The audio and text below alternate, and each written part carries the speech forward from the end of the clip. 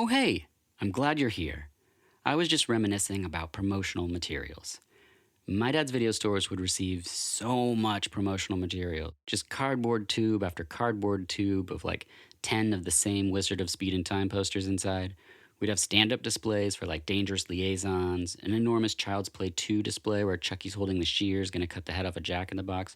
And actually, now that we're on the subject, that thing ended up in my childhood bedroom. It took up like a fourth of my room, and I would fall asleep every night looking at it. Yeah, so if my therapist is listening, watch Child's Play 2. There's probably something in there. All this stuff, though, would just be around it. There was no, it didn't cost anything. So you would just get stickers and pens and magnets. And my brother had the Space Camp pendant flag on his wall next to like a Lowenbrau neon beer sign. We had like endless amounts of Mickey Mouse ornaments from the release of Fantasia. I think each clamshell came with like, must have been 20 of these ornaments or something. So we had a Christmas tree that was like just those ornaments. It's very strange. Most of the posters, though, they just went in the dollar bin. And if you remember the dollar bin, it was a hellish box crammed full of rolled-up posters that they would write in Sharpie on the side, under siege, in hope that the person would realize that poster is just a giant Seagal head with a tiny little battleship.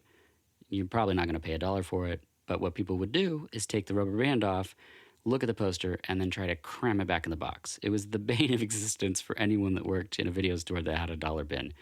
But it was also the only way we could make sense out of the sheer amount of staggering promotional materials we were receiving. The hope, of course, was that these companies were thinking we would make a display and then someone would want to rent Troma's War. They didn't. The space, though, is quite limited, especially in a mom and pop shop.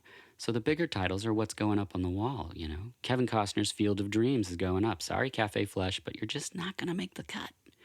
Buttons, blow-up baseball bats, mobiles. In case you're wondering, collectors, I kept none of it. None of it. I know. I regret all of that mostly. I'm just not a pack rat. I wish I had all those things. I wish I could list them on eBay for you, but I just sadly, I cannot. Which this rambling intro somehow brings us to today's episode. The film is Who's Killing the Great Chefs of Europe? The guest is a great chef, and this is VHS.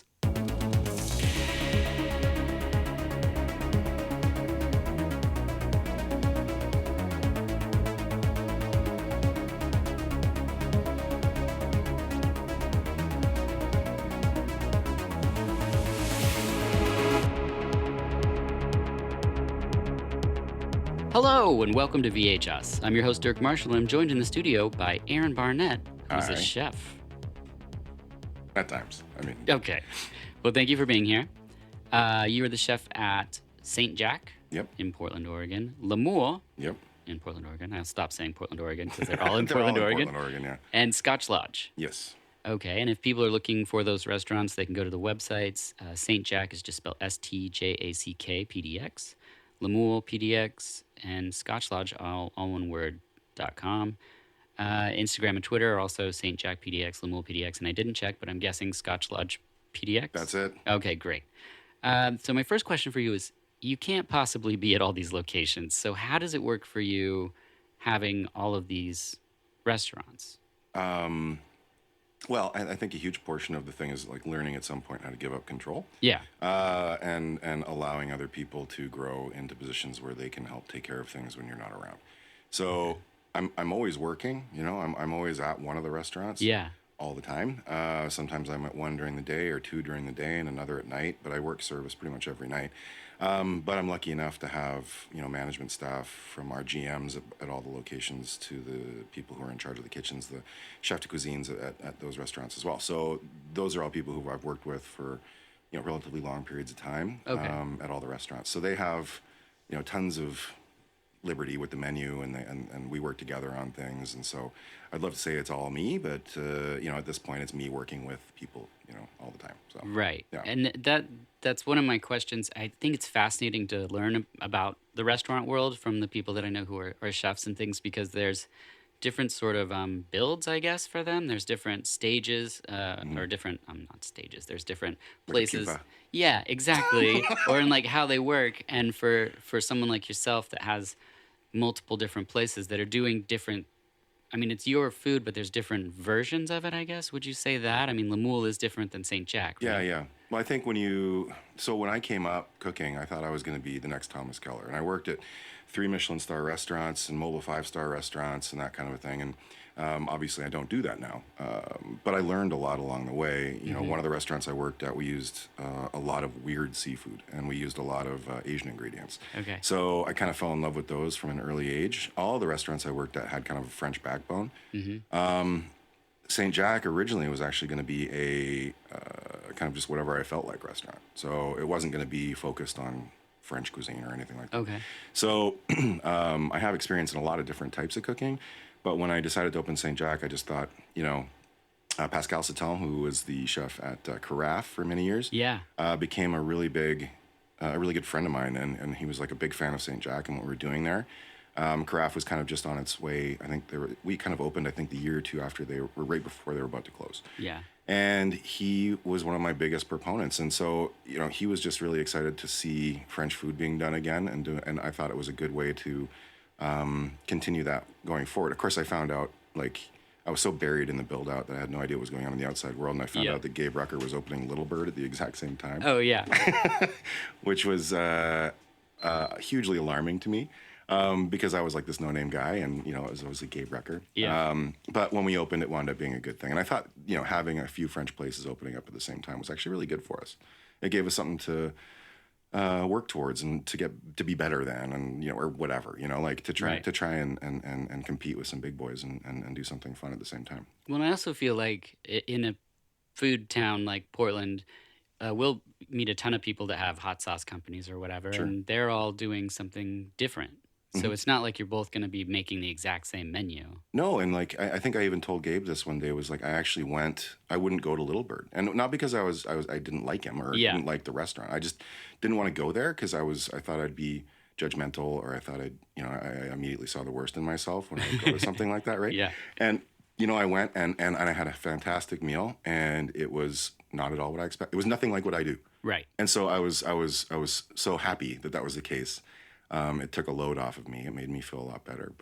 But yeah, I mean, getting back to why all the restaurants kind of have a different thing going on is there's a lot of different things in my head that I want to do, and I can't do them all through one outlet, right? Like if I was to start doing weird modern stuff through St. Jack, it would alienate our customer base. It would kind of go against our concept. It wouldn't make sense, So for me, I was able to the last few years go to France quite a bit and see what these guys are doing over there, and sort of falling in love with different aspects of it, whether it's old school rustic or whether it's new and modern or whatever it might be. And so this is kind of a way for me to explore all those different things. Lemoule, I get to get a little bit more global, it doesn't all have to be French all the time. St. Jack, rustic, and modern French. We've kind of started hybridizing that a little bit over the years. And then, with Scotch Lodge, it was just more of an exercise in trying to do a zero waste kitchen, using a lot of things that are kind of more intriguing to me. Using Asian ingredients, but not in obvious ways. Using ingredients that might not be expected in a bar. Kind of elevating these things, and also keeping the price point. So working on a menu that isn't expensive, but is also really forward thinking and pretty labor intensive, but only maybe 3 things on a plate. But each thing we focus so much attention on each individual component. So, and then having the guys and girls that I work with be able to have that same vision, and then working alongside with them and seeing them kind of grow and develop as well has been hugely rewarding. It's massive for me. It's one of the things I love about speaking to chefs is that the culinary arts, I love a mentor. I love any time where there's people that people look up to. A lot of times chefs have their person or their guy that they were like, oh, this was the person that imparted some wisdom to me. And then you see a need within them to do the same thing for other people. And I think that's never a bad thing to see. Yeah. I think at some point you also have to come to that role. Right. I think that takes some time as and maturity. I think when I was young, I was nobody's mentor. I was an asshole. I yelled and screamed a lot. I was kind of a crazy person. But that was because I didn't feel like I was in control of anything. I was too young, and nervous and worried. And as I started to gain confidence and started to kind of develop, kind of a style, if you will, or whatever, it I became more comfortable. And that's, I think, where you have to get into that role of being able to be like, okay, I'm more of a teacher now. Yeah. I'm more of a guy who's here to like help other people and watch them grow and progress. And, Yeah. you see the number of places that have spun off from St. Jack over the years. And another You know, you're, St. Jack is coming. you're proud of it. Yeah. Yeah. Yeah. Actually, that's It's coming up pretty cool. about a year and a bit. Yeah. So Wow. it should be, yeah, there's a lot of stuff going on, but it's good. I mean, growth is good. Yeah. It keeps me busy. And, Hmm. at some point, I've never had a job this long before in one like as in one position as like the chef at St. Jack, for example. Yeah. Most people don't last, kind of 9 years in one role unless they own it, and Yes. so I'm kind of. It's nice to be able to branch out and do different things and see it kind of flourish in that way. So for me, I feel incredibly fortunate that people want us to be doing things like that. Yeah. Well, and Sarah and I absolutely adore your food and the environments that you create. We always, because we're luckily friends with people that work in restaurants and things, Mhm. we there's something so great to see them build a community inside the restaurant so that you can tell everybody cares about what's going on within those walls. Yeah. And we love to sit at the pass because sometimes you can hear the servers and stuff talk to each other. And in your restaurants, it's always like people either offering assistance or checking in, or Hmm. and it's just great that you've created these environments. And we've gotten to know some people that have worked Yeah. there, Yeah. like Valerie, and um, yeah. So I just think it's great that you've built those things. Well, that's the part of opening places too, is giving people who should have Yeah. opportunities, right? So, you mentioned Valerie. So Valerie was our assistant manager at St. Jack, Hmm. and she became, in my mind, the perfect go-to for the new general manager when we opened Lemoule, right? Hmm. Elise Walker was our sous chef at St. Jack, and she did not start out at Lemoule, but a year in, I brought her over to be the chef de cuisine there. Tim Hartal, who's running the kitchen over at Scotch Lodge, was my lead line cook at St. Jack for the last Yeah. couple of years. And so it's all just been a matter of finding these people, and caretaking them. And what is the chain of so you are executive chef, Yeah.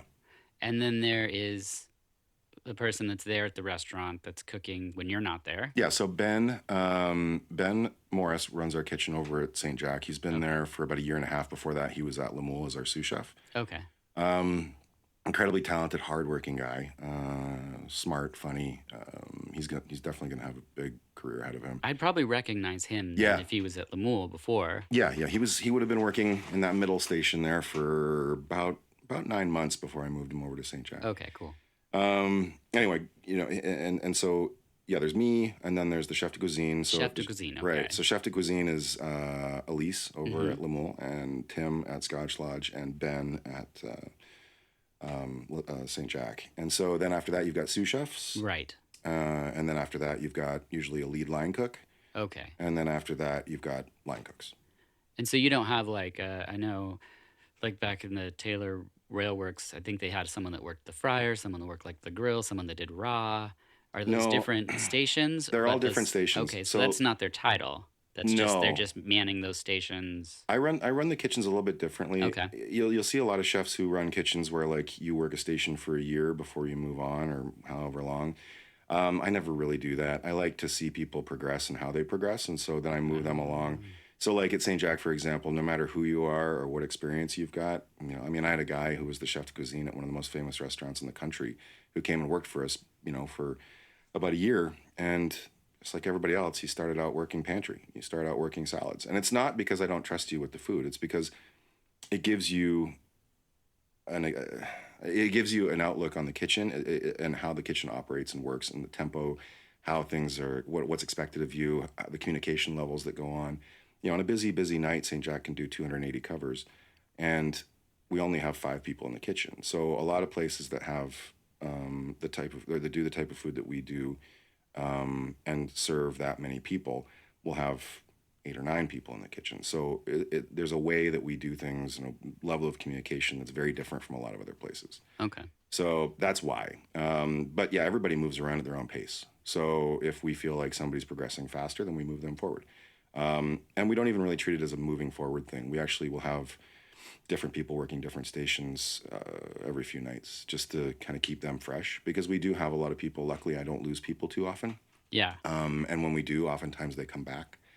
So when that happens, these are people I know and I trust and I like, and we want to make sure that they're engaged. Mm-hmm. It's a boring job sometimes. It's really repetitive. So Yeah. it's like if somebody's not challenging you, um, and not meaning like me just beating you up, making sure that you're doing it perfectly every night, but actually keeping you interested in this thing and learning stuff. That's the big thing, is learning stuff, because cooks get bored so quickly.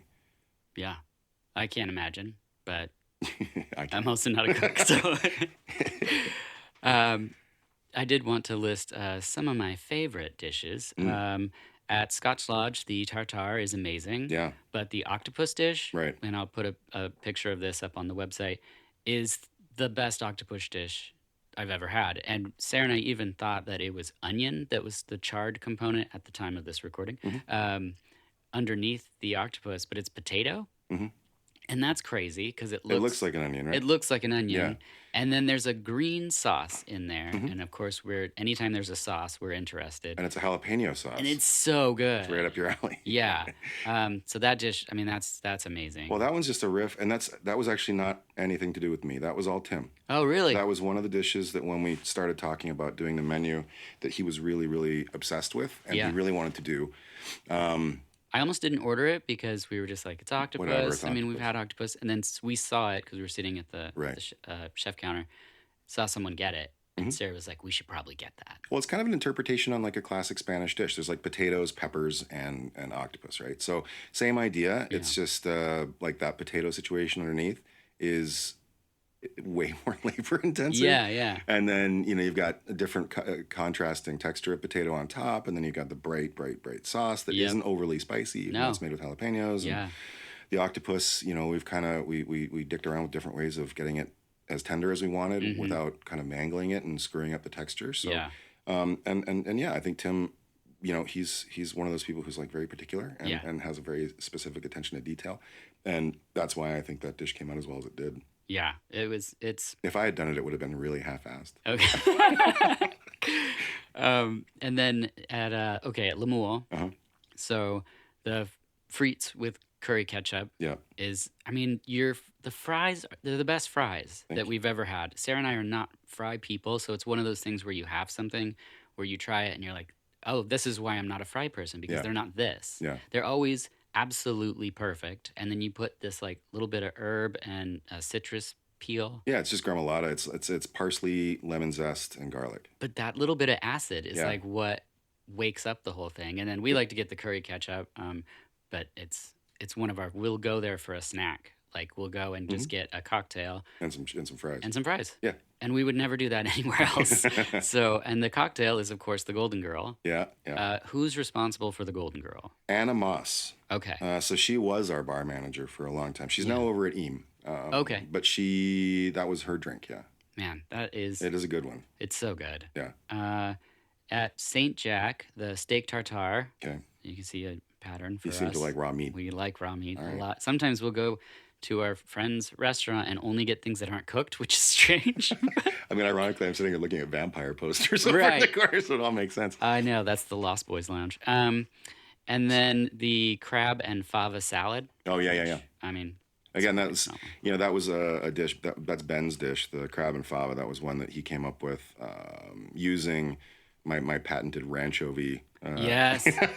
Oh, Yeah, that my was one that gosh. we started working on years and years ago with my old chef de cuisine, Amanda, and she and I would work on different dressings. And one day we were talking, and I was just like, the two best dressings in the world are hands down like ranch and Caesar. Yeah. And so we figured out how to blend the two into kind of like a happy marriage of like a buttermilk anchovy Sure. dill situation. And it works so well with like crab and soft Yeah. herbs and peas and things like that. It's just like Yeah. this perfect kind of yummy, not too goopy, kind of vinaigrette. And so, yeah, that's where that one came from. And it's such a tricky dish too, because all the leaves and little sprouts and things Yep. that are on there are so delicate, and they this time of year, spring, it's like all the vegetables are kind of limp, like Yes. they give Yeah. up quick, so Yeah. they don't have a long shelf life. So you got to be quick with some of these things and make sure that our farmers are bringing them in as fresh as possible and all that. The tartare too, like tartares in general, are one of my favorite things. Oh, they're so good. I love raw stuff. Yeah. So for me, the one at Scotch Lodge, that one we actually incorporated dried mushrooms into, that we rehydrate and do all kinds of stuff with, and yeah, it's one of those things where I think we've done classic steak tartars Right. historically, but finding new and fun ways to do it, Yeah. working with textures and different flavor profiles and all that stuff has been awesome. And we love a classic one, but if Yeah, we go somewhere and someone's doing something a little bit different, we have to get it sure. every time. Like it's just, it doesn't matter if we have too many dishes already picked out. Like Hmm. we're gonna get the tartare or carpaccio, whatever the thing is that they're doing. Yeah, yeah. So, but we're not here just to talk about your Let's restaurants. just do it. Want Uh, to get the menus out? We can just yeah, go through the I whole would thing. really like to actually. I get made fun of on the PDX food podcast that I'm on because every time I talk about what chefs are doing with ingredient, I'm like Aaron I Barnett, know and I they're get like, texts. again, and I'm like, I'm sorry, but he is always doing something with local like seasonal ingredients, and he texts me back at midnight or whenever I decide that I have to talk to people. But we're also brought together by a film, and that film is Who's Killing the Great Chefs of Europe. Hmm. Was this a first time view for you? Yeah, I'd never seen it before. Okay, great. It's a comedy thriller from 1978. The synopsis is Mystery abounds when it's discovered that one by one the great chefs of Europe are being killed. The intriguing part of the murders is that each chef is killed in the same manner that their own special dish is prepared in. Food critics and the mainly self proclaimed greatest chefs in Europe demand the mystery to be solved. Yep. It's exactly what And happens. hilarity ensues. Oh, man, thriller comedies from the 70s. At the time of this recording, it's only available on DVD, although Xfinity said, I looked it up online, said they could stream it, but I didn't check to see if that's possible. And I believe there is a copy to rent at Movie Madness in Portland. But I chose this for a specific reason, and that being that um, you're a chef, Hmm. and they're just killing chefs in this movie. So I thought this is going to be a fantastic conversation. Before we get to that, though, I like to put the film in context. So here's just some of the things that some of the players were involved in around the time of the film. First up, we have the director. That's Ted Kotcheff, which has chef in his name. That's perfect. Yeah, so I was like, this is, It was meant to be. yeah, it's going to be great. He did Fun with Dick and Jane in 1977. Too Many Chefs, which is the alternate title of this movie. So I think in the Oh, States, it was Too Many Chefs because maybe they thought like, well, who's going to care about it's a long European title. chefs Yeah. here? Chefs. So, and then he did First Blood in 1982. Did he really? Yeah. That's a big jump. Yes. Right? And then Uncommon Valor in 83. And then Weekend at Bernie's in 1989. That was the opus. Though. Yeah, so I think if you mix First Blood and Weekend at Bernie's, you might get this movie, possibly. Less floral shirts. Yes, that's true. Yeah. He's also the executive producer of 263 episodes of Law & Order SVU. Wow. So he probably made way more money. I think my dad's his biggest fan. You could be. Yeah, that might be. I'll try to get his autograph. Wow. For him. The cinematographer, John Alcott, his first credit is lighting cameraman on A Clockwork Orange in 1971. Oh, Barry Lyndon in 75. Too Many Chefs in 78. The Shining in 80. huh. Terror Train in 80. Those are both, I think, I mean, they're both horror movies, yeah. Fort Apache, The Bronx in 81. Vice Squad in 82. And The Beastmaster in 82. Wow. Yes. I saw that. Oh, yeah. Yeah. I have all three. And then Baby, Secret of the Lost Legend in 1985, which, if you remember it, it's the most terrible dinosaur movie. That one. Yes. Oh, yeah. Okay. Yeah. I remember that Yeah. one. And there's some bad dinosaur movies, but I think at the time, definitely in 1985, it was I feel like that was in my VHS the player when I most was a kid at some disappointing. point. Like, it's got the least, like, articulated points of movement. Like, you're just like, that is really bad. The editor is Tom Noble. He's a beast, so I just picked, like, some of the films at random. Fahrenheit 451 in 66. Too Many Chefs in 78. Red Dawn in 84. Jeez. Yeah, Witness in 85, Poltergeist 2, The Other Side in 86, Exorcist 3 in 90, Thelma and Louise in 91, Body of Evidence in 93, Mask of Zorro in 98, Yeah, there you go. and Inspector Gadget in 99, Sick. and just keeps on going. Yeah. So I just love to like list these off because it's like, never heard of this movie. And then Right. you realize like, oh, I've seen so many things that all of these people have Right, done right. and never knew this existed. Also, these are long careers. Yeah. It's like, Oh, That's gosh. like 30 some years. Oh yeah, they Okay. just it's crazy. The actor George Segal, he did so much that I'm not going to list Oh, it yeah, all yeah. off. It's crazy. His credits start in the 60s, and I don't think there's a year he didn't work. No. So just some of them. Who's Afraid of Virginia Woolf in 66, California Split in 74, Fun with Dick and Jane in 77, Too Many Chefs in 78, which means he did back-to-back with Ted. So that's pretty cool. Last Married Couple in America in 80. Look Who's Talking in 89. Yes. Flirting with Disaster in 96. And The Cable Guy in 96. Okay. I stopped there, but it keeps going. It keeps going. Then we got, of course, Jacqueline Bisset. She's a detective in 68, Bullet in 68, Airport in 70, Murder on the Orient Express, which means she really loves these like thriller mysteries, you know. 74, Too Many Chefs in 78, for which she was nominated for a Golden Globe. Really? Yeah. So people did watch this movie. Golden Globe. A Golden Globe, Okay. which I don't know how that works, but All right. and then Wild Orchid in 89, which I have to list because my dad had it in his video store and I watched it a lot as a kid. Then another actor, we have Robert Morley. He's the last one on the list. He's the larger man. That's the food critic. He did a ton of work, a lot of theater, TV, especially in the UK. But most people, in the States at least, would recognize him for being His eyebrows. Yes. And he was in The Great Muppet Caper in 81. Yep. And Oh Heavenly Dog in 1980, in which Holy Chevy Chase shit. is resurrected as a dog. Yeah. And I believe he solves his own murder. I feel like that's actually what happened in that Oh movie. my yeah. gosh. Okay. Yeah. So anyway, those are some of the players that are involved in Too Many Chefs, or Who's Killing the Greatest Chefs in Europe. What we don't get in the film is how these people came to become chefs. So what I'd like to ask you is how you even found your way to being a chef. Oh, well, Was it in Canada? no. Well, I guess, right? Like, so I was born in a really small town in the middle of Canada. And my dad was always a big fan of French food. So when we did go out for special occasions or whatever, it was always to sort of fancy French restaurants. He loved fancy French restaurants. Wow. And this is back in the, mid 80s, early 80s. And that's so there was still like white glove service and Wow. like gueridons coming out and people lifting cloches off of things and What's people a carving stuff. gueridon? Gueridon's like a cart. Oh, rolly cart. Yeah, a little whirly cart. They're usually pretty fancy though. Yeah, They're not just gueridon sounds fancy. I know these things. Does it have So drawers with utensils and things? oftentimes, Oh. yeah. And so there was all these different things going on, and these were restaurants that were called like Dubrovnik's or the Velvet Glove or whatever, right? They sound like sex clubs. They could be maybe underground. I don't know. Maybe, but it was all really old school French food. Okay. And so I grew up eating a fair amount of that. My family's all from Scotland, so we ate a lot of like braises and things like that all the time, stews and whatever, just because we were in the middle of Canada. It was cold, and they were cooking a lot of like cultural stuff. But when we went out, it was usually to nicer places. We moved down to California when I was 6th grade probably, and I think at that point, we'd never really had decent Mexican food. We'd never really had Southeast Asian food. We'd never really had a ton of really good Indian food. And moving down to LA just changed that completely. My mom fell in love with all the different flavors that were like lighter and brighter, and all the herbs and spicy stuff. And so, Was your dad bummed?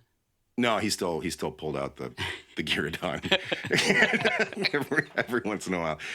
But they were just so in love with that stuff that we started kind of really experimenting with different dishes. I started learning to cook when I was really young, and yeah. So basically, as things moved on, I didn't really think much about it. You turned into a teenager, at which point you just like shoveling boxes of macaroni and cheese in your face and just Doritos. Yeah, and just being gross. And then as you get older, I think I graduated high school pretty early. I was young, and I went to university, and that was a bad idea. Wait, how early? Are you like Doogie Howser? No, if I was Doogie Howser, I definitely wouldn't be cooking for a living. No, I was like 16. Oh, okay. So, but I was just too young to go to school, and so I away from home and doing the whole thing. I turned into kind of a monster for a bit there. Anyway, came back. I was 19, and I wanted to go to culinary school, and my folks were like, "No, I don't think that's a good idea. They'd prefer me to get like a job that was a real job. Yeah. You know what I mean?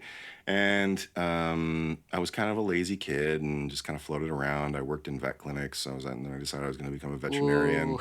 Wait. Yeah, I was How actually. did you end up in a vet clinic? I was on my way to becoming a veterinarian. So when I dropped out, the first job I got was a buddy of mine's dad owned a pet store.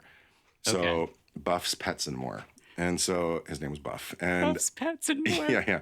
And so I became kind of the lackey at Buff's Pets and More when I was like 19. My dad's video store that I grew up in was called VCRs and More. It was a theme. I feel like there. But then you'll like this. When they added movies, because initially people just rented VCRs and camcorders. Oh, sure, yeah. And then when VHS happened, he It's like, well, they got to know there's movies. So we called it VCRs and more plus movies. So it had more in the middle, which you don't usually I see. like that a lot. Yeah. That's good. Yeah, so I worked at this pet store. I wound up one of the veterinarians from a local vet clinic would come in all the time to buy like little baby mice for his snakes. Oh, good. And I was always the one who would get them for him, start chatting with him and whatever. Anyway, one day he was like, we're looking for somebody to help out as like a entry level veterinary technician at the vet clinic. And I was like, I was like cleaning stalls and doing gross stuff. Yeah. Wrestling large dogs down because all the other vet techs were like tiny little women, and then there was just like me. So every time a giant dog would come in, I'd be like, Aaron, and then Did you have to wear a singlet, or you just wrestled them in street oh clothes? no! I had really cute scrubs. Oh gosh. Because everybody bought like fancy scrubs, and so Yeah. I was buying like camo scrubs and ones with like a million howling wolves all Whoa. over it and lightning scale. Anyway, Wow. yeah, I had a thing going there, and so I worked my way up. Eventually, I was doing minor surgeries and assisting in full blown surgeries, doing large animal work, going out into the polo fields and working with horses and all that kind of stuff, and really fell in love with it. And the veterinarians were trying to get me to go back to school for it because they felt like I had an aptitude for it. Yeah. So I did, and then I realized that I am shit at math and I am shit at science. So. And getting into vet school is harder than getting into med school. So Really? there's usually only one vet school per state, if that. So it's a very small number of people who are able to go. And to get in, you have to have grades that are just through the roof. And I definitely didn't. So I wouldn't have hacked it. no, so it just wasn't my thing. I was good at the hands-on stuff, but when it came to actually in the organic chemistry and all these different things, I was just like lost. So at that point, I'd been going back to school off and on and doing all this stuff. And finally, my parents were like, fine, fuck it, go to school, go to culinary school and do this thing. And suddenly I went, and I was like Dean's List, and I was like with honors, and I was like the number one guy in the class. And I was like working harder than I'd ever worked in my life. And I was like really into it. And I already knew a lot of the stuff, which was nice because of my parents, with all the food stuff growing up. And so, I mean, we used to watch PBS cooking shows all day long. Like when I would get off school, that's what we did. Yeah. And so it was just I knew a lot about it. And so graduated. I wound up finding a restaurant that I wanted to go to. I did a bunch of research on the restaurant I wanted to do my externship at, and I wound up going to a mobile 5-star restaurant in Canada, in Vancouver, which is called Lumiere. At the time, it was all 8 to 15 course tasting menus. And I started, and I was just doing garbage work, and I worked my way up, and eventually wound up, just doing really well with it. And I was working 6 days a week, usually 12 to 13 hours a day. Is this more like traditional French? No. This was like Okay. kind of forward thinking. Okay. A lot of Asian influence, a lot of, it was very ticky-tacky, tiny little plates. Everything was very Is precious. I mean, not knowing, so I have to ask, is that a huge crossover, the French, like, Asian fusion thing? Because I've seen, like, Jean-Georges and some people, and I just didn't know if that was a wider thing that I wasn't aware of. Oh, yeah. It happened in phases, right? Like in the 90s. That was a big point in time where that stuff started to happen. You'd see places like Wolfgang Puck with Spago, right? He started incorporating, like, he was using French techniques, but he was doing, like, Asian things, and he was using Mexican ingredients, or using, his famous, he's made a pizza out of smoked salmon and creme fraiche and stuff, right? So they were all sort of... so 90s. Yeah, I know. It's so good, though. Yeah. You ever had it? No. Dude, have it. It's Really? so fucking good. Okay. Yeah, I mean, there's a reason it was an emblematic dish. Yeah. And you can look at food, and, I make jokes to my staff all the time if they plate something, and I'm like, that is beautiful in 1984. Yeah. But It's like, a great tuna tower. yeah, exactly. But that's the thing is, like, knowing where this food comes from, and being able to kind of pick and choose how you want to make food based on all this kind of breadth of time and knowledge. But Yeah. the Asian thing, that was chinoiserie, Jean-Georges. He was kind of the forefront of that. But it's an easy amalgamation, and I think it became almost like what, like that sort of molecular gastronomy was, where you had like some people who were killer at it, Yeah. and then a bunch of people just learned a little bit, enough to get by and make some foam, Yeah. and then the foam tasted like garbage. Yep. But these guys actually know how to make it really good, Mm-hmm. and that was the same sort of thing that happened with the chinoiserie movement, or like the sort of Asian fusion, I think, thing that was happening is you had a lot of people who were just doing wasabi mashed potatoes and miso glazed salmon, Right. right? Another sort of emblematically like Totally had bad that dish. before, Yeah, yes. everybody's had that of a certain age, you know, Yes. like and so those were all things that I think, yeah, it was at that point in time. This was probably early aughts, maybe 2003 when I was working there, Okay. and we were lucky because we were able to work with. I'm sure some of the characters in this movie who they were based on, like the Rue brothers, who were very, very famous. Yeah. Santi Santa Maria, who was this very huge figure in Spanish cooking. A lot of really interesting French guys that would come through the kitchen. We'd be able to work with them and learn from them. Wow. But the Asian thing was something that was. I liked how they were doing it because it was delicate and it wasn't obvious. They were just using these ingredients like any other. So Yeah. they weren't trying to recreate an Asian dish. That's something that I've really appreciated about your food is that, like, first of all, if there's a sauce involved, I know it's going to be amazing. And you've told me before about, like, just building sauces and taking time as an important ingredient in Yeah. sauces, building them up and everything. And what kept us from going to St. Jack initially, way before Lemoule, I think. How long did you have St. Jack before Lemoule opened? 5 5 years? Yeah, so for a long time, was that we both thought we didn't like French bistros Mm-hmm. because we had gone to one and everything was like super heavy and just kind of clunky. Yeah. Like we were saying about the gremolata on the fries that you do, there was nothing that was like that No, acidy note of things. and that's the trick with heavy food. My food isn't light. I mean, it's still pretty heavy, but I fool you into thinking it's not. Yeah.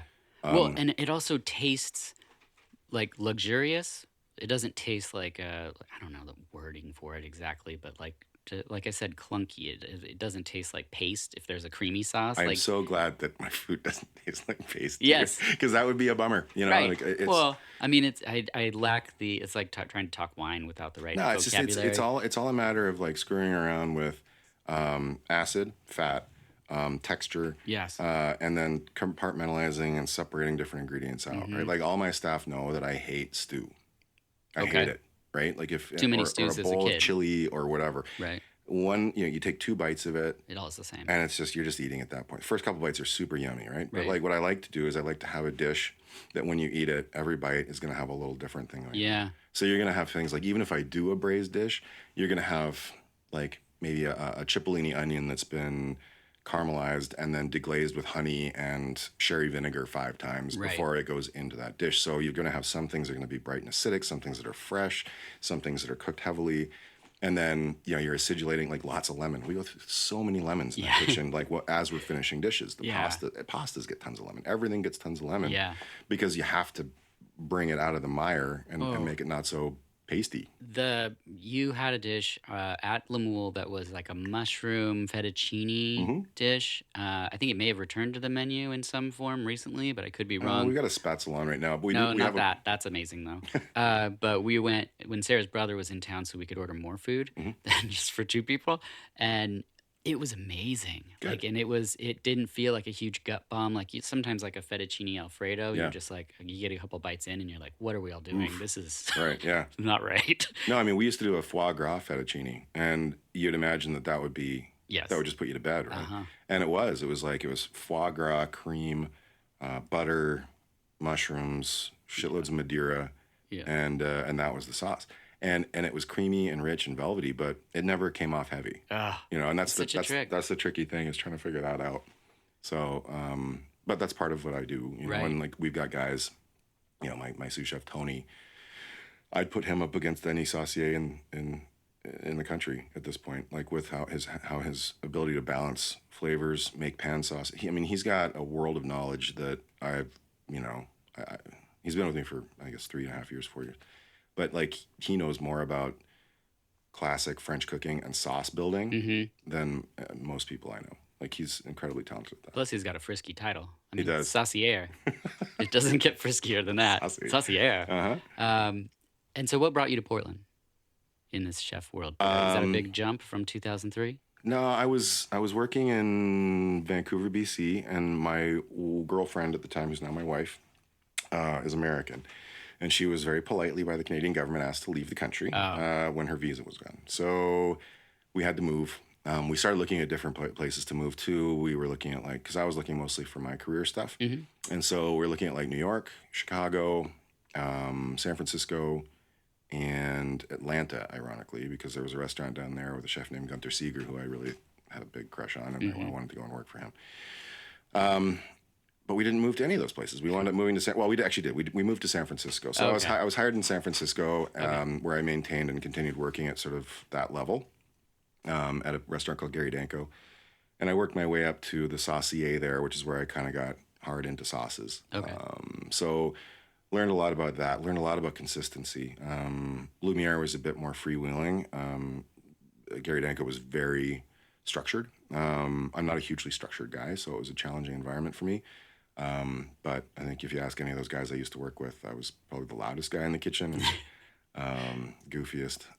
This wasn't when you were angry and yelling. Oh, I was angry and yelling, yeah. What do you think is the most ridiculous word that you yelled in the kitchen?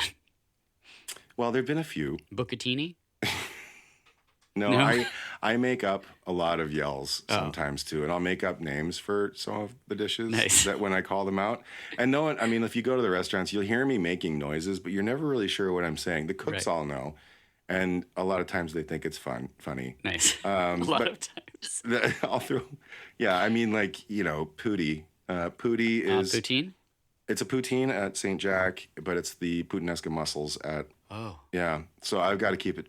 I keep my shit correct. I mean, if they travel from one to the other restaurant, they might be. Yeah, it gets very confusing. Calling for runners, no one ever knows when I'm calling for hands or runners or runner please or hot food runner. I make up words. I also just make noises sometimes, like loud hollers. And, just because you can. Yeah. But this isn't angry though. No, the angry stuff, those were never fun. And the words that came out of my mouth were chosen very. Right. They were very specific words. They weren't kind. This was also, at a time when you didn't have to be as nice as you do now. Sure. And so, I was a terrible human being. And I did a lot. I said a lot of nasty things to a lot of people and made a lot of people upset and a lot of people cry. And oh dear. But I was broke and working too much. And I was, you have this person who's telling you that if you make one mistake, you're fired. Right. So you have a lot of pressure. And it was challenging. So. And what led you from that to be how you are today? Well, by nature, I'm not that way. Yeah. Right? So it just came out in the environment. Yeah. So if you talk to any of these guys I used to work with this guy named Dennis Peckham up in Vancouver, and he was one of the loudest and funniest human beings you'll ever meet. And he taught me to cook, like legitimately. He was the guy who stood next to me, and he was the one He's the guy. We found the guy. I had to be his teammate, right? Like I was his partner on this station. Mm-hmm. So if I didn't hold my weight, then he went down. And he had a way of making me work harder, not by screaming at me or yelling at me or treating me like shit, but by making fun of me. Right. And by making jokes all the time. And I was like, I hate this. I hate being belittled like this. Like, it was so fucking frustrating. So I would get so angry, and like he would do this thing, because I'm a sweater. I'm a sweater on the line. I sweat, and so like I'd be sitting there just dying, and he made it look effortless, and I was just dying, and I'm like trying my best to keep up, and I'd have sweat all over my forehead, and he would just sit there, and I would just feel his dirty hand towel dab my forehead, and I lost it so many times by him doing that. He thought it was great. But he was he's still one of the funnier guys I know. But he was the guy that taught me how to work forward and remain somewhat positive. Yeah. Still have that level of energy and like have that sort of, have people never quite know what's going to come out of you. Mm-hmm. And not have to be cruel. Yeah. About it. Like there was a lot of off-color stuff, and there was a lot of rude stuff, and there was a lot of like shit talking, but it was by and large all in good fun. And so as I got older, again, once you start getting more comfortable in who you are and what you're doing, then, I kind of calmed down. Now I have kind of like a Jewish grandmother sense of guilt. I also do talk a lot of shit. I make fun of my cooks quite a bit if they screw up. But you're creating like a fun environment. It's far more familial. Yeah. That's what we picked up on. That's why I mentioned it. Yeah, it's like, and you also have to know, like as a manager, you can't it's not like the old days. You can't just scream at a room and everybody's going to respond the same way. Well, and So, they certainly wouldn't come back to work for you. no, And they no. are coming back. So Yeah, I've got a number of people who went off and then asked if they could come back, yeah. like a year later or whatever. Sarah and I knew that you were one of our people when, I don't know if it's when we met or had like a first conversation, and it was at the Nikki USA Wild About game, Mm, and you were plating, I think it was a tartare or something. It was outside. I don't remember. It was a couple years Oh, ago. venison. Yeah, it was a venison poke. Yeah, that's what it was. Yeah. It was great. And you were like, well, you guys have been into St. Jack. And we were like, no, we haven't. And you just said, you fuckers, just right Yeah. there. And we were like, oh, he's like a real person. This is one of our people. Because there was just not a pretense or any, you were just, it was just a great moment that we enjoy a lot. Oh, good. So thanks for Not being a dick. Yeah, Yeah. and calling us fuckers, I guess. I actually, my assistant manager came up to me the other day and she was like, I said something super rude to one of my servers. Yeah. And it was in jest, though. Like it wasn't meant to Sure. be. And I've known this person for a long time. So it was one of these things where I said something and she just looked at me. She was like, if I said that to anybody, they'd quit. She's Right. like, but with you, everybody is just like, oh, that guy. Yeah. It's like, yeah, It's kind of great. It's been a thing since I was a kid. Apparently, I've been Yeah. able to kind of get away with things. That's awesome. It is. But in the film, something happens, and I don't know if maybe you've done this in your various stages of being a chef, but a man spits on another man's pigeon. Uh-huh. Have you ever spit on another man's pigeon? No. Okay. No. I've never asked that, so that's a fun experience for both of us. No, I ate some pigeon yesterday, but I didn't. Oh. I didn't spit on it. Great. No. And there's a scene in the movie where a chef is very mad about the quality of mushrooms, Mm-hmm. and he says, I should have brought my own. How does buying work exactly for like specialty events? And have you ever had a horror story where your mushrooms weren't up to snuff? Yeah, I mean, you have things like that happen all the time. Buying produce or meat or vegetable or whatever, right? Yeah. Buying any of that stuff is always kind of a crapshoot. You try to find the best people who are going to be able to provide something, and then you stick Yeah. with those people because they're consistent. They know what they're doing. They treat you fairly. They don't try to like jump prices on you when you're not expecting it. Yeah, you guys work with produce people all the time, so you guys know.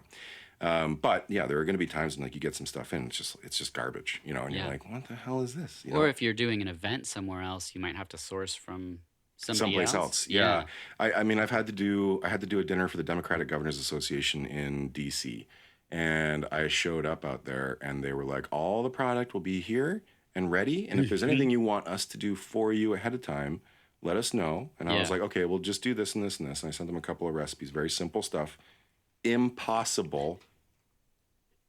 So I thought to fuck up. Totally fucked up when I got there. Of course. And all the produce was wrong and everything was wilted and kind of garbagey. And so I had a mini hissy fit because I had literally just gotten off a plane. Yeah. And I had, kind of 17 hours to get ready for 800 people by myself. Oh my gosh. And it was my first time doing an event out of state and all that kind of stuff. And so I was just losing it. So that was terrible. One of the worst stories. Wait, what did you do? It worked, apparently. Oh, yeah. I just killed myself in the process. Okay, cool. There was nothing really interesting about that except for that I worked basically for that 17-hour period trying to make it happen. And like none of their equipment worked. It was the worst event I had ever done. But one of the worst stories that I was a part of was I was working at Gary Danko, and Gary had to go and do an event, and it was an event for a lot of other very high-end famous chefs. And he was doing a foie gras torchon course. And there was one of the kids working at the kitchen who was in charge of making the foie gras torchons to go on this trip. Okay. So he packs up all the foie. He makes all these torchons. He made 2 for us to have in the kitchen for service that night. And then the other ones he was packing up in a cooler and taking away. So they all go into a cooler. Everybody's like flustered and trying to get out the door and get to the And airplane. the torchon is... Yeah, it's like a cold foie gras preparation, like a pate. Mhm. And so this guy, right before service, or right as service starts, the person who's working pantry, where the foie torchon comes off of, she sliced into it, and she tasted it, and she was like, and I was right next to her, and I was kind of, saucier, so I was kind of high up in the rankings there, and so she was like, does this taste okay? And I tasted it.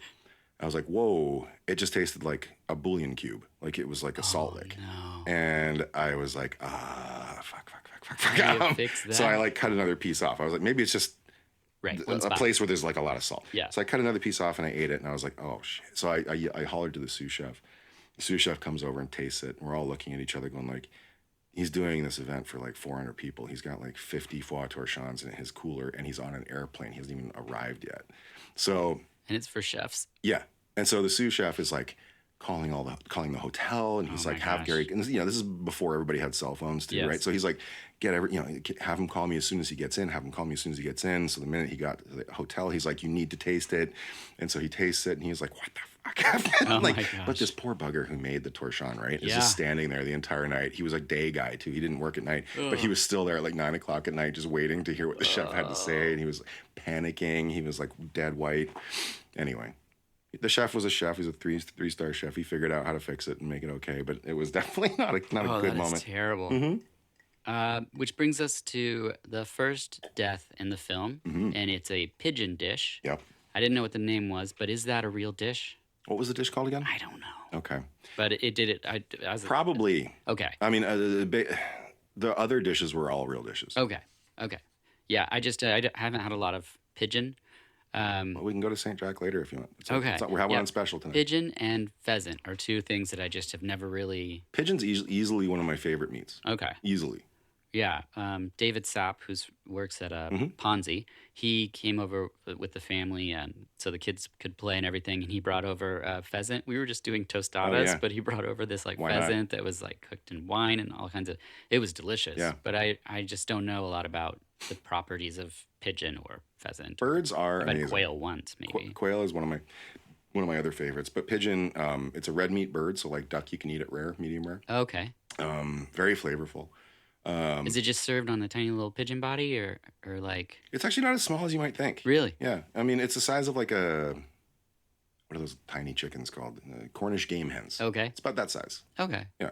And you just roast it and serve it that way, or how you Oh, do there's a it? bazillion different ways of doing it. But what's the special?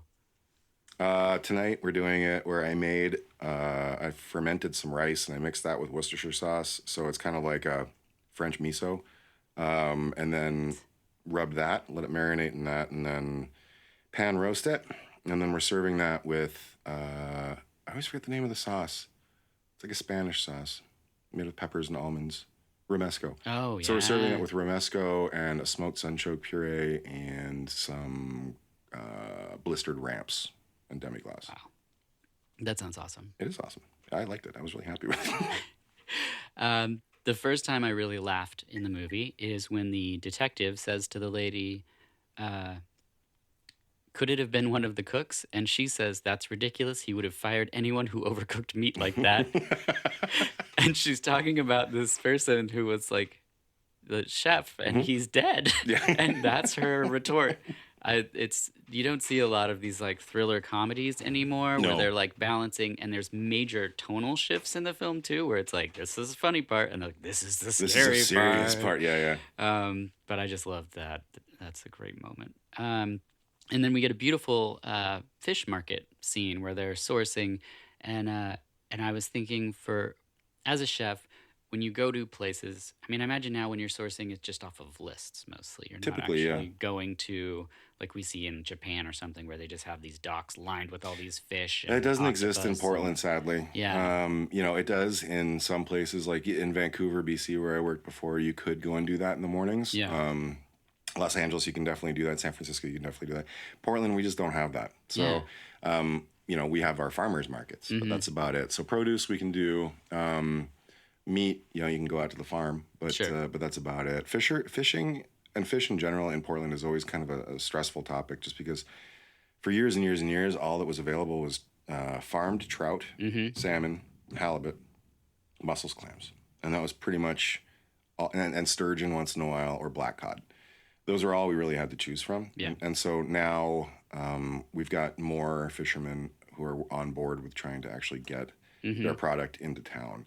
And so we're able to see more interesting things popping up. And I think that with our population boom kind of happening here Yeah. too, we're getting people who kind of want more interesting stuff. So I'm actually happy to see that happen, because the fishermen are going to make out better for it. We get better product, and we can pass that on to you guys. So Yeah. Oh, jeez, I just lost my train of thought about.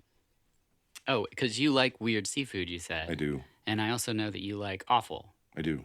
Um, I was thinking about like today. In the last 2 days, I've eaten cow's head, pigeon, heart, and pigskin. Just in the last 24 hours. wow, that's Yeah. impressive. It is, but it's just it's just how I eat.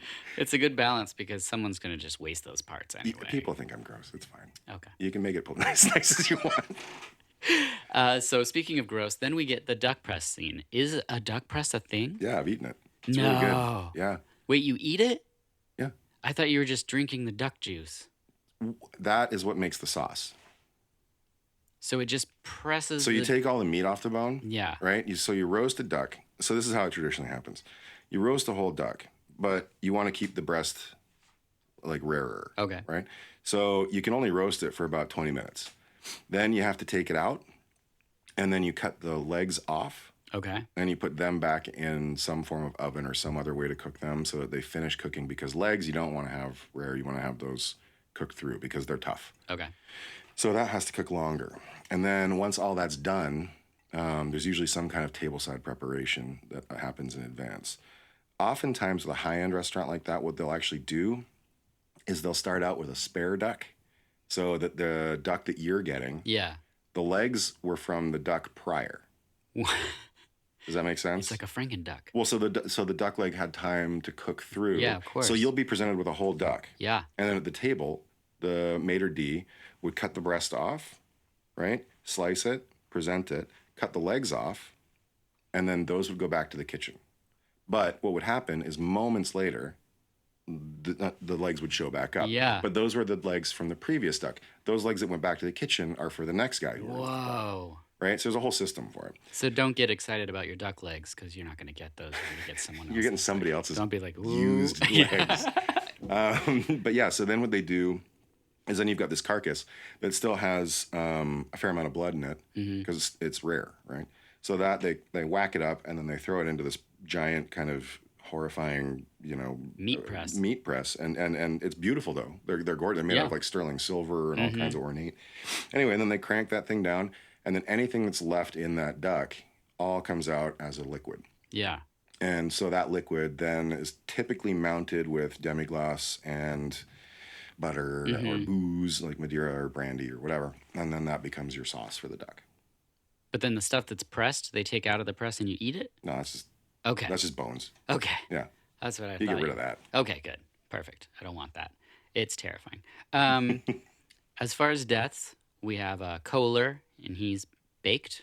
We have Yeah. Zappi, which I loved Zappi, is boiled. Lobster.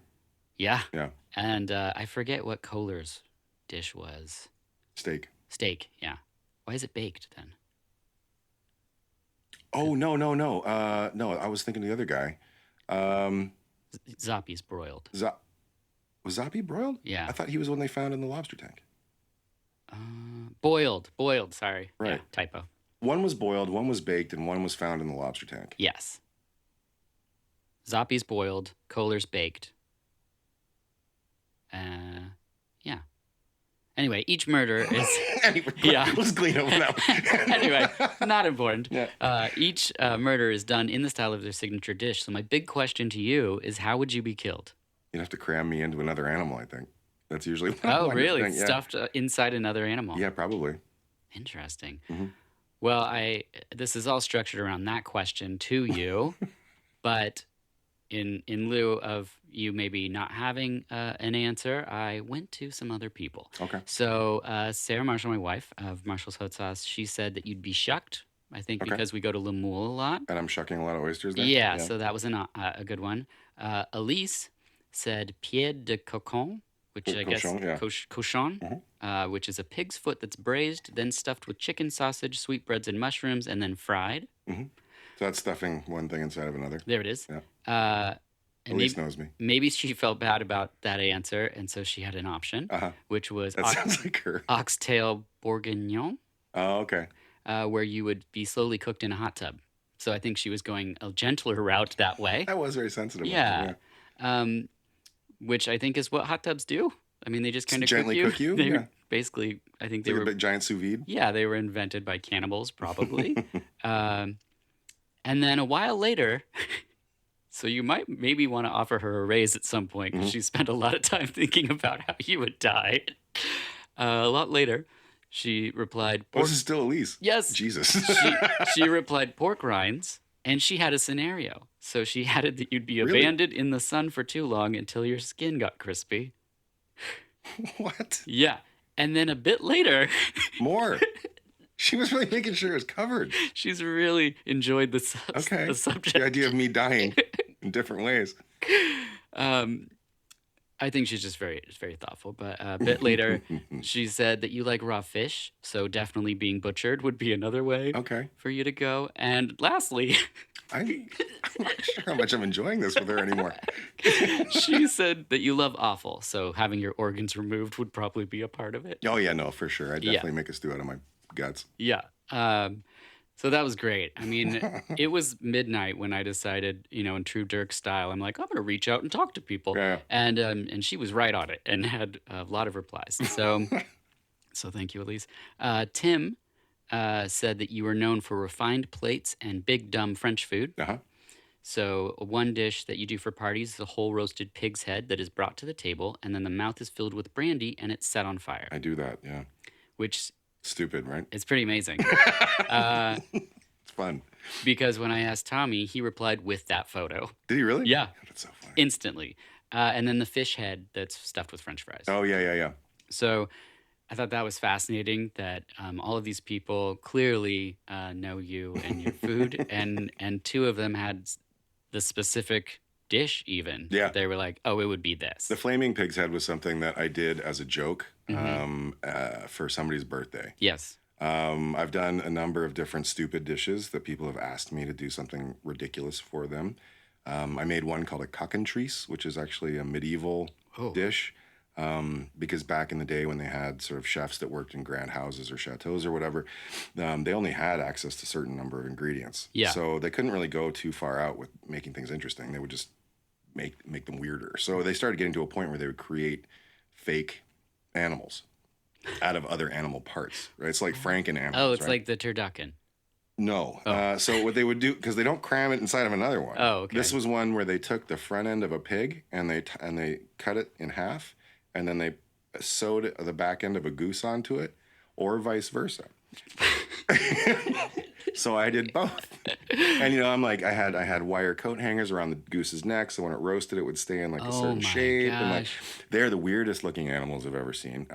Ironically, they actually cook at the same rate, which worked out perfectly. Yeah. But yeah, it was weird to see a goose with like a weird little fat ass and like little short, stubby legs. It was that was a good one. Yeah, there's a bunch of that kind of stuff. It's called a cockentrice. cockentrice. Look it up. Okay. That's amazing. So I think we can all agree that Jacqueline Bisset's bomb work in the movie is pretty incredible. Yeah, super good. What is a bomb? A bomb is sort of a half dome. Yeah. Usually it's got like a cake base, and then it's going to have some sort of like mound of mousse or something in there, and they freeze that. And then once that's frozen, then they could put another layer of whatever on top of it until it gets bigger and bigger and bigger. Kind of like a gobstopper. Yes. Okay. In theory, right? Yep. But soft. Okay. The old soft gobstopper. The old soft gobstopper. Got it. Well, I loved that sequence because she looks like she has some skills at what she's doing. Yeah. You don't see too much cooking happening throughout the movie, but she's really good with a spatula. She knows what she's doing. Yeah, it's impressive. She's got a good smear. My next question for you is, would you accept the offer to be chef of an omelet restaurant? No. Okay. No, that was one of the worst ideas I've heard in a long time for any kind of fast casual concept. I feel like I could talk to Kurt Huffman or somebody and see if maybe they'd be on board with an omelet restaurant. Just omelets. Yeah, well, whatever. I mean, the guy was talking about he was making millions. Yeah. Millions back in the 70s. He was making millions of dollars. Cracking a lot of eggs. He was doing it. Yeah, I bet now you'd have to do chickpea flour. Mm-hmm. I feel like a real fucking asshole right now doing what I do. I work way too much. Will you and your wife renew your vows in an omelet theme? Because that also happens in this movie. Yeah, that was an odd choice. I feel like at some point they just went off the rails there towards the end.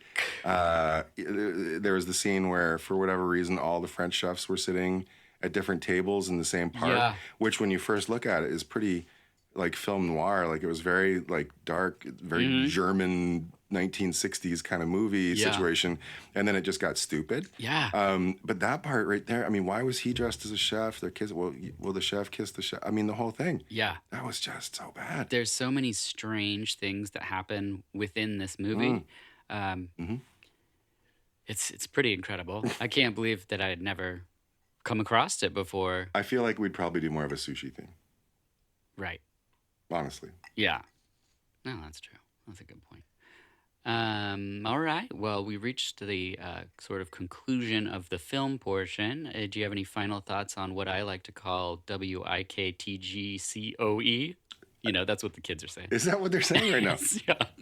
It's We're- not too many chefs. They decided to just abbreviate. Really hip Yeah. with the kids right now. I had no idea. I spent a lot of time with Yeah. them. Well, mainly a 5-year-old. Well, She didn't. she see doesn't this. say that? She didn't see this movie. Okay. But it is PG.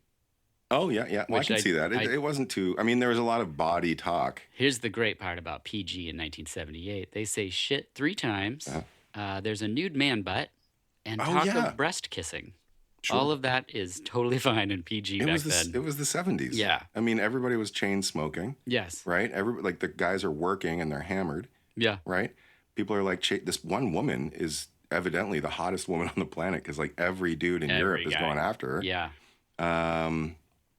And saying a lot of, they're pinching her, they're doing the Oh, whole thing. I mean, yeah. I was trying to explain to somebody that like, you have to just accept that kind of entertainment for what it is. This is a bigger topic, obviously. Right. You know, like you can't take today and look at that and be like, No, you have oh to- my yeah. God. You know, it's like, look, it was a different time.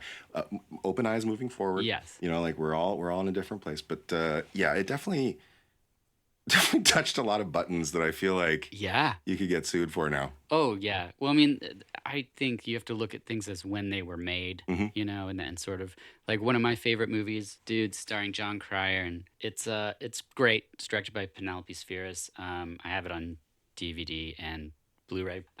It's just a super fun movie about these punk rockers that go from New York and they're going to LA to change their lives or whatever. Flea's in it. And along the way, John Cryer becomes like a cowboy. And then the problematic part is that Daniel Roebuck becomes a Native American. Oh, So when yeah. when I watched it a bunch as a kid, I didn't notice anything about this. Also, I was a child. Then when Penelope Spheris for the release of the Blu-ray was going around, I went to Hollywood Theater and watched the movie in a crowd in Portland, Oregon. And when Daniel Roebuck has the speech of a Native American Oh. man, you could feel the Does he do a air voice? Oh, yes. Oh, fuck. He does he Yeah. wears the outfit. Here, it's on the cover. It's on the cover. I see. I thought He has that was the punk thing with the hair. Yeah. Jeez. He does the voice, and oh man, you felt the oxygen sucked out of the theater, and I was like horrified Oh, because you man. lose all the comedy part of that character. Yeah. it's rough. So anyway, sidebar there, but I totally understand that. Yeah, you just kind of have to. Yeah. And it is shocking sometimes when you're like, this was okay, but this was also PG. Whereas, Yeah, like, right. now things would be so. Your kids are watching this. Yeah. Oh, I watched it as a, you know, not this movie, Well, if but you think about it, even like Monty Python, I mean, there Yeah. was like bums and things and all Right. kinds of stuff going on in there too. yeah. And that was a TV show. Well, and as a kid, a lot of times that stuff you don't even understand. No. I watched Footloose with my family, and in the living room, and there's a part where at the end Kevin Bacon like punches a guy in a parking lot, and he says, "You bastard!" And I laughed to myself as a child and said, said bastard, and my dad was like, "Whoa, like you don't say that, you know." And I was so confused because I thought it just meant fish poop. That makes sense. Yeah, bass turd. I knew get those that. 2 words, and I thought, what a funny thing to say when you That's a punch good. somebody. That's a good cut down though. Just bass turd. You should take that one to work. Fish poop. Yeah. So, last questions here. Are there any common misconceptions about what it's like to be a chef? Oh, I don't know. I mean, I think that all of us are different, right? So there's yeah, I don't know. It's a lot of work. You know, it's a lot of work. It's a lot of dedication to doing a certain thing. And it's a strength. It's almost unnatural, like the amount of care and like affection and whatever that we have for food. Right. It's a bit unnatural, you know. However, I know that the people who I've been lucky enough to work with who are in this industry are some of the best people you'll meet, Mm-hmm. in terms of who they are and how hard they work, and the sense of humor that they carry with them throughout the day. Um, the willingness to learn, oftentimes. Um, there's also a lot of fucking assholes out there. Yeah. Egos run rampant in this business. Booze and drugs run rampant in this Mm-hmm. business. I feel like it's changing quite a bit now. And I'm lucky. I never got caught up in any of it too much. So it was like one of those things where getting older just meant I was getting older. It didn't mean that I was like, trying to cut anything out of my life or whatever. But yeah, it's definitely it's a hard path. I think I'm very, very lucky to have gotten this far. But and knock on wood, we'll just keep plugging away. Well, You know, you also have a lovely family. So how do you balance working long hours, having all these different teams that you're overseeing, these families working in the restaurants yeah. also? How do you do all that? Yeah, not always very well. I guess the thing is when you get to a certain point, you're going to have to kind of become a grand overseer, right? Mm, And that becomes a different job than what I've got now, sure. right? I'm not big enough for that yet. So essentially, I have a very patient wife who is wonderful about letting me do what I want to do. We're lucky that it gives us a good life, you know? So it's essentially just one of those things where like she's very patient. My son, I also make sure that I work late at night, but I'm also up every morning at 6. Yeah. So, I don't sleep much, but that's because I want to make sure I spend time with my family. So, Hmm. I hang out with my little boy. I hang out with my wife, and they come to the restaurant quite a bit Yeah. too. I always love to see that. Hmm. Your wife does a great job of capturing your lives. Well, it's good. I mean, it's kind of amazing to see how being raised in a restaurant Yes. environment, what he's capable of now. Hmm. And it blows my mind. He sat through a 3.5 hour dinner at Verjus in a private room in Paris, Wow. and he was ordering in French, and he was sitting there for 3.5 hours, being polite, not getting too bored, not having, and he was 5.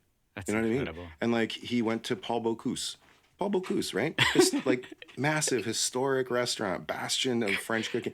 And he sat there and like he's got on one side, I have a picture of it. On one side of him, he's got somebody carving a chicken that's been stuffed with truffles and cooked inside of a pig's bladder. Of And they're course. and they're cutting that table side, and then next on his other shoulder, they've got a person who's taking a puff pastry shell off of an entirely roasted fish, and like he's just sitting there, like looking at both of them and watching them do this thing, and Wow. and in that same meal, he ate cured salmon, which he would never eat at home, and he ate filet mignon with truffles, and seeing his face when the 3 dessert carts come up, and you Oh can order gosh. and you can have whatever you want and as much of it as you want. So he's able to just pick whatever the hell he wants, and the maitre d' was so kind to him, and um, it was shocking. Yeah. And you see some of these other people who like it was like a once in a lifetime experience, and seeing a kid there, kind of you could see they were annoyed. Yeah. He wasn't being loud. He wasn't doing anything. He was No. being Yeah. very cool, but they were just like they didn't understand it. Well, they're probably also kind of jealous because they didn't get to go there It was. as a child. I mean, he has no idea what. Oh, sure. Some of the lucky things he's been able to do with this, but he. Yeah, it's amazing to see what that's allowed for him. How polite he is now. How he's able to order different things, be experimental with things. Hmm. And I always try like it new when you foods. see photos of you going over the menu and he's sitting on your lap, and Yeah. to be a part of like the meeting part as He well. loves he loves helping with lineup. Yeah, That's great. I don't know if everybody loves him helping with lineup, but he always has a lot to say. There's usually a few fart jokes in there when we're talking about dishes. But yeah, he's a big part of the restaurant That's for sure. amazing. I love that. What is a good day like for you? Well, it evolves. It used to be a good day. It was a day when I could come in, and like when I had just St. Jack, it was just a day that was just like every other. I'm a creature of habit. I love being able to go to work at the same time every day, have my coffee, look at what I have to do that day, start with my butchery, and then go into the other stuff. Things are different now, though, and Hmm. so now it's a good day is being able to check in, make sure everybody's doing well and everybody's comfortable and feeling good. All the restaurants are at different places in their life, right? So it's like Scotch Lodge, it's talking to everybody about reviewers coming in and media and VIPs and making sure that we're as tight as we can be. And even though we want to change a dish, we don't change it yet because we want to wait until for consistency's sake. Right. At St. Jack, it's more about working with Ben on new stuff, and he's so on top of that stuff. So I actually had to tell him the other day to stop being so creative because I need stuff to do. Sure. So he and I, work together on menu stuff, parties. St. Jack's there's a lot of moving parts there. There's a lot of like private events and parties and buyouts and all kinds of things. So a lot of chatting about those things. And so for me, it's just a matter of making sure everybody's okay, and making sure everybody's happy, checking in with Val, checking in with Joanna, checking in with all the people who make these places operate every day. Sometimes I feel like I'm just everybody's dad. And that's a role that was weird to roll into. Yeah. When you realize that you're that age where like everybody looks at you like their dad. Yeah. Cool dad. Sure. Well, we do these I do these expanded sauce tasting things for Marshall's Hot Sauce, and I realized that I'm not 20 the other day when I was doing one for two people that were 21, and they were like, "Where should we go in Portland?" And I'm like, "Oh, there's this great natural wine bar." And they were just like, "What are you talking about?" And I was like, No, it's really good." And they're like, "No, we want to go somewhere with a DJ." And I was like, "Oh, there's a DJ sometimes, and they play like old school hip hop." And the one girl, just being nice, was like, "Okay." Cute. And then her friend said, "Shut up, you don't like old school hip hop." And I was just like, "Oh, I don't know what kids do." No, I feel like I'm like a pretty cool 42-year-old, because we listen to music all day long, Right. and You do more listen to often good than not, music, it's not mine, Yeah. So, they'll put on whatever tunes they're listening to right now. Oftentimes it's like pretty aggressive metal, but it does evolve and change quite a We bit. were So there one time, and it was like a lady trip hop situation, and I was it was at night or during the day? night. Oh, at night those are just playlists. So Okay. that's my Because other I was like, hobby. "Who is this?" And then you knew exactly who it was, and I was like, I "Wow, I he's make really I make all the playlists for all the restaurants. Okay, cool. It's like my one hobby. Yeah. So, yeah, but during the day, it's like I'm listening to what these guys are listening to, and they're all between sort of 24 and 28. Sure. So, It's a lot of Aqua, I'm a Barbie girl. ironically, yes, there is some of that now and again, where like like Teddy Pendergrass comes on, and you're like, how do you even know who this guy is? Well, I noticed that in some restaurants too, like Notaguro, Ryan Roadhouse will play some of the most ridiculous music. Sure. And I was like, why, if you're doing these like 30-course, super hardcore sushi dinners, and he's like, you got to lighten it a little bit. It Yep. can't just be like this dire situation where No. you're like sitting there quietly. No, it's awkward when you go into a place. Yeah. It's why we have playlists at our restaurants, is because actually Andy Ricker was the guy that told me this. He's like, if you only play music that you want to hear at Right. your restaurants, you'll never listen to that music at home, and then you will stop loving music That essentially. makes sense. And it does. And because when we first opened, I made a playlist of like all my favorite songs. Yeah. And it just didn't work. And then I made actually Kyle Webster, who's the owner at Expatriate. He was our opening bar manager, and so he volunteered to make a list of primarily French stuff. And so and then after he left, I took that job over. But creating a playlist of things that aren't necessarily things that I listen to in the car. Yeah. But things that, and when you do, it's weird. Like you'll get into the car sometimes. And there was one day my wife got into the car and I turned it on and it sounded like somebody was playing the Saw. Yeah. And she was like, "What the fuck are you listening to?" And I was She like, just starts weeping. it's just weird. Like it's just some weird stuff that pops on there. But you have to keep it light sometimes. Not everything can be a certain tempo, and you have to have some stuff that's going to be fun, and you have to have some stuff that's going to slow everything down. Is there any pressure to put the Dandy Warhols on the playlist at St. Jack, or? I think I did, actually. Yeah, and I keep waiting for Courtney to Courtney notice? to come in and when it's playing, and it hasn't happened yet. And it happened once within an hour. Like an hour after he left, it came on, and I was like... He just stands with you forehead to forehead for the duration of the song, singing into your eyes. And what would be a bad day for you? a bad day is if you have to let somebody go. That's the worst day.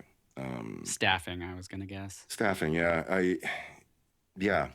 Staffing is always a hard thing. I don't like micromanaging people, Yeah. which is weird for a chef. Yeah. I don't. I rely on people to use their best judgment. My guess is that most people don't want to suck at their job. Yeah. So if they do, it's not because of because they're not trying.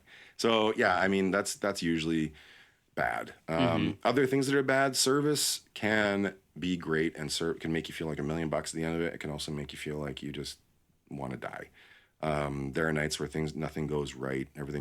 All the tickets come in. People are sat too quickly at the same time, and then you get all the tickets at the same time, and then you don't feel like you've put as much effort in as you could have. We came in one time when I think the dishwasher wasn't there or something, and so someone that was in your line was back there, and then you were expediting dishes, but then also jumping over to do raw. Yeah. And so we came in and sat down. You told us all this, and the first thing we ordered was something from the raw bar. Did I yell at you? Yeah, probably. And then, but in a joking way, which yeah. is what we love, and that was amazing to see. And then the tickets were starting to like kind of get discombobulated at the pass where we were sitting right next to it. And we were watching it happen, being like, oh, how is he going to like balance all this? And within a moment, you'd walked over there, straightened everything out, and everything was back. Like, it was never off track, but it just looked like it was like something was going to happen. It's a funny job. Like, expediting is one of those jobs where you see some people at restaurants and they'll have like an employee do it who doesn't really care. Yeah. And it looks really easy. Like, they're just sitting there and kind of staring off into space and sort of sending out plates. But like, the reason I do it is because I want to make sure that I'm seeing all the plates. Not that I don't trust the people who are making the food. I just, I like to make sure that I'm like the last line of defense, right? Between cold food or shitty food and what it's supposed to be. So that's why I still do that. And it's why I pretty much always stay till the last plate goes out. Whether, I'm trying to get myself away from that, but I still do, by and large, do that. And it's a tricky, expediting is a tricky art, and making sure that when you're just looking at tickets, you're not looking at people, but you're imagining where these people are at in their experience, and like they're probably done by now, but maybe the server forgot to fire the ticket or whatever, and so you're asking questions, you're making sure everything's kind of on par. So it always feels a little bit hard for me when I have to bounce back and forth between other stations in that one. But it happens. It's life. You just got to deal with it. Yeah, it's just fascinating to see. Like you said, what 280 covers at St. Jack on a busy night. Yeah. Yeah. And you're balancing 280 individuals evening because they're only going to experience that from their point of view. Yeah. And you have to balance the fact that, luckily you've got a team of people doing that. Sure, right? sure. So as much as I'd love to think it was just me, it's not. But they're all ordering different amounts of dishes and different coursing, and it always throws me off. There are nights where people can just order. They'll just order wrong. Right. Like suddenly everybody decides they're only going to order one type of thing. Yeah. And it's all coming out of one person's station, and that person just gets hosed. We Coquille St. Jack. Yeah, and it's so hard because then you have to like run over and you're trying to help them, and kitchens are small, so it's like you don't want to be in their way. So it's tricky to figure out how best to help in these situations. Yeah. Oftentimes having good front of house people is important because they can go and chat with the guest and buy a little bit of time, or they can, we can do something nice to kind of give them while they're waiting, or a little bit of bubbly. Yeah. A little dog and pony show. Little dog and pony. Great dog and pony at all the restaurants. Before we get to the last question, any final thoughts on what your experience was watching the film? Well, I won't lie to you. It wasn't my favorite movie. It was definitely a tough one for me to want to finish.